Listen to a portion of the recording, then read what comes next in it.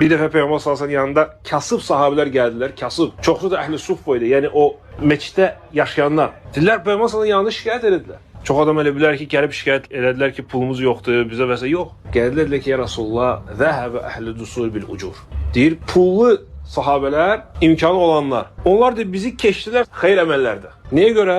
Deyir, yusallun kəmə nusalli. Onlar namaz qılır, biz namaz qılır. Yasulun kəmə nasum. Onlar da oruç tuturlar, biz də oruç tuturuz. Və yətəsaddaqunu bi fuduli əmvalihim. Lakin onların artıq pulları var. Onlar onlara sədəqə verirlər. Bizimsi yox. Fikir verin qardaşlar, o vaxtın abu-havasına. Necə insanlar, necə sahabelər fikirləşirdilər, necə onlar bu həyata baxırdılar. Dünyaya, mala, dövlətə, qazanca, ailəyə. Əsas məqsəd Allahın razılığı idi. Onu Peyğəmbər sallallahu deyir ki, deyimin mən siz də sədəqə verəsiniz. Öyrəndinmi necə sədəqə verə bilərsiniz siz bu kasıb halda? Dedilər, öyrən ya Rasulullah. Dedilər ki, hər subhanallah deməklə sədəqə verirsiniz. Hər elhamdülillah deməklə sədəqədir. Hər xeyir işlik sədəqədir. Kiməsə kömək eləmək sədəqədir. Pislikdən çəkindirmək, yaxşılığa çağırmaq hamısı sədəqədir.